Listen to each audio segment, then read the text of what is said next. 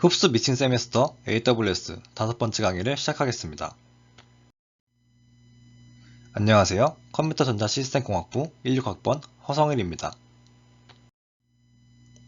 본 강의는 한국외국어대학교 AI교육원의 지원을 받아 제작되었음을 알려드립니다.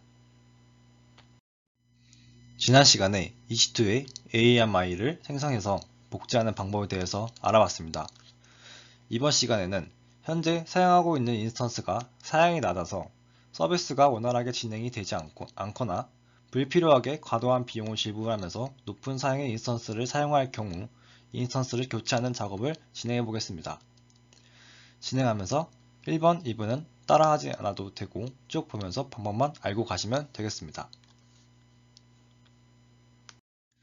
지난 시간에 한 것처럼 자체 AMI를 만들어서 사양 선택을 하는 방법도 있지만 현재 실행 중인 것 자체를 교체할 수도 있습니다.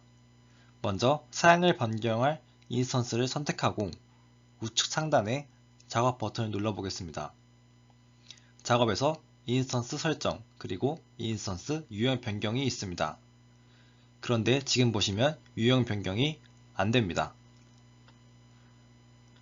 유형 변경을 진행하기 위해서는 인스턴스를 중지시켜야 합니다. 그럼 저번처럼 인스턴스 상태에 들어가서 인스턴스 중지 먼저 시켜보겠습니다. 그럼 안내창이 뜨고 중지시키겠습니다. 조금 기다리면 중지가 됐습니다. 그런데 지금 보시면 우리가 사용하고 있던 퍼블릭 IP 주소가 사라졌습니다. 일단 다시 한번 켜보겠습니다. 그럼 새로운 퍼블릭 IP를 할당받았습니다. 이전 시간에도 IPv4 같은 경우 0.0.0.0부터 255.255.255.255 범위의 주소를 모두 사용하면 더 이상 새로운 IP를 할당받을 수 없기 때문에 Private IP와 Public IP를 나누어서 사용한다고 설명했습니다. 이 또한 마찬가지로 중지한 인스턴스에게 Public IP를 계속 활동해주고 있으면 IP가 모두 고갈되어서 IP가 부족한 상황이 올 수 있습니다.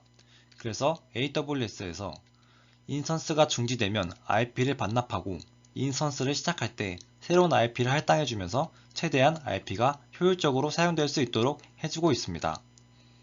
이런 상황에서 해당 서버에서 IP로 소비자에게 접속해서 서비스를 하거나 이 서버와 연결되어 있는 다른 서버가 있다면 모든 설정을 변경해주기 전까지는 이 시스템은 정상적으로 작동하지 못합니다. 이런 상황이 발생하지 않도록 퍼블릭 IP를 고정시켜 보겠습니다. 지금 제 인스턴스 상태를 확인해 보면 제가 조금 변경해서 퍼블릭 IP는 3.35.1556.30이고 인스턴스용은 T2 나노입니다. 인스턴스가 바뀌어도 퍼블릭 IP가 고정될 수 있도록 고정할 수 있는 IP를 하나 만들어 보겠습니다. 그러기 위해서는 탄력적 IP가 필요합니다. 우측에서 네트워크 및 보안, 탄력적 IP로 들어갑니다. 탄력적 IP 주소가 있습니다. 탄력적 IP란 지금 우리 인스턴스에 있는 IP 주소는 이전에 본 것처럼 인스턴스를 중지시켰다가 시작하면 주소가 변경됩니다. 이런 IP 주소를 동적인 IP 주소라고 하고 탄력적 IP 주소는 이것을 방지하기 위해 변경되지 않는 정적인 IP 주소입니다. 한번 만들어 보겠습니다. 우측 상단에 탄력적 IP 주소 할당을 누르면 상단에 글을 보면 실행 중인 인스턴스와 탄력적 IP 한 개를 무료로 연결할 수 있다고 합니다.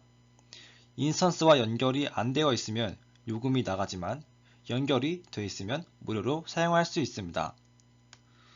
아래 정보는 특별히 수정하지 않고 하단에 할당 버튼을 눌러서 할당해 주겠습니다. 그러면 탄력적 IP 주소가 보입니다.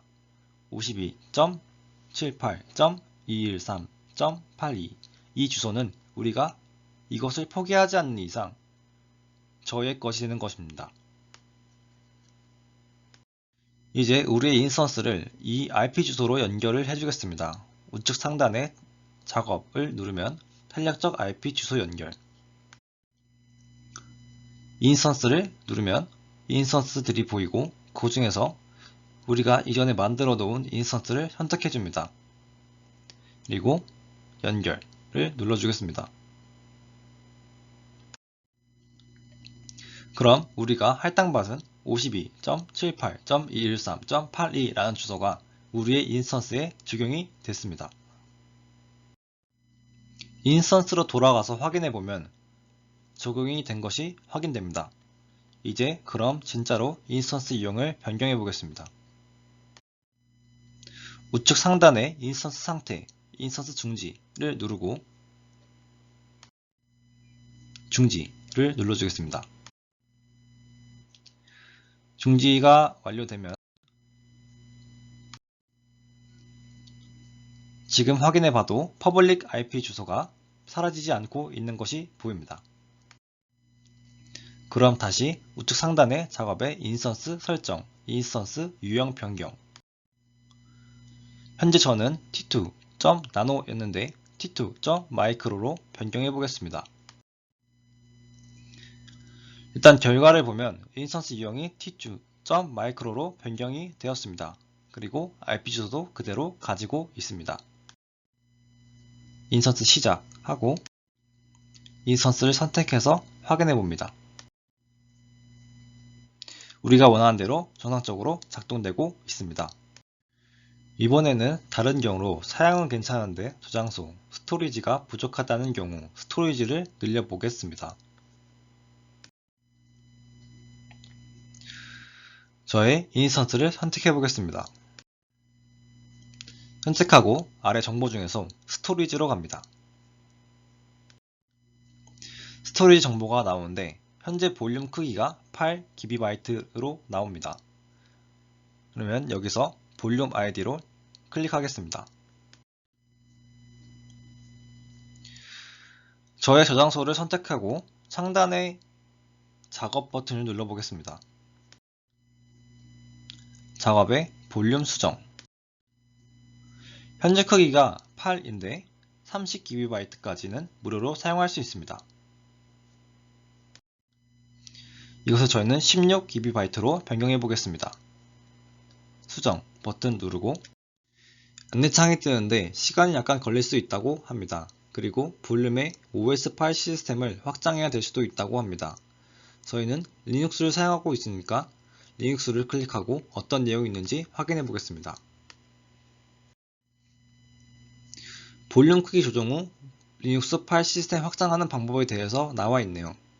자세한 내용을 원하면 읽어보시고 일단 얘를 눌러보고 진행하겠습니다. 닫기 눌러주겠습니다.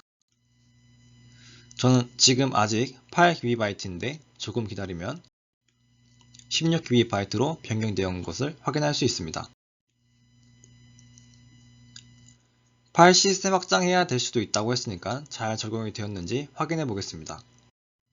퍼블릭 주소에 8888을 붙인 주소로 들어가서 터미널을 실행시켜 보겠습니다. 비밀번호 입력하고 New에서 터미널로 들어가서 터미널에 오면 df-ht를 입력해 보겠습니다. df는 디스크 공간 통계 표시하는 명령어입니다.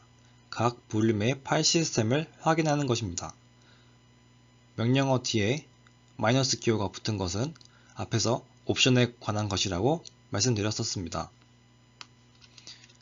이런 것들에 대한 정보가 궁금하면 df-help 라고 입력해보면 거의 모든 명령어가 이렇게 안내해줍니다. -ht는 print size in power of 1024 print file system type 라고 합니다. -h는 사람이 보기 쉽게 단위로 표현해주는 것이고 -t는 파일 시스템 타입을 보여주는 것입니다. 아무튼 df 명령에 대한 결과를 보면 타입 중에서 ext4가 있습니다.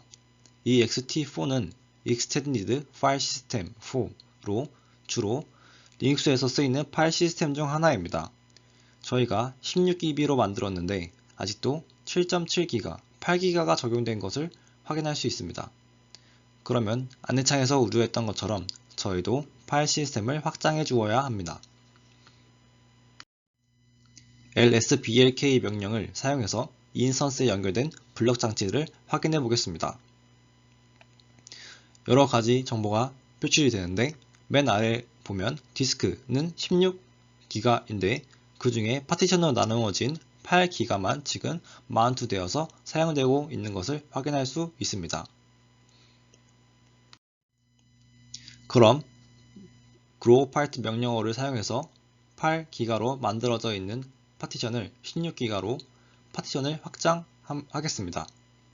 파티션 번호가 1번이니까 sudo grow part /dev/xvda 띄고 1로 입력합니다. 그러면 changed 되었다고 뜨고 다시 lsblk로 확인해보면 파티션이 확장되었습니다. 그런 다음에 파일 시스템을 상단에 보이는 명령어로 확장해줍니다. 그럼 이제 안내 메시지가 좀 뜨고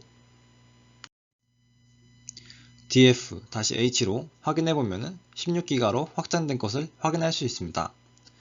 단순하게 AWS에서 볼륨 수정을 했는데 왜 변한 것 같지 않지? 라고 느껴진다면 이렇게 파일 시스템 확장을 안 하신 경우가 있을 수 있으니까 꼭 확인해 주시기 바랍니다.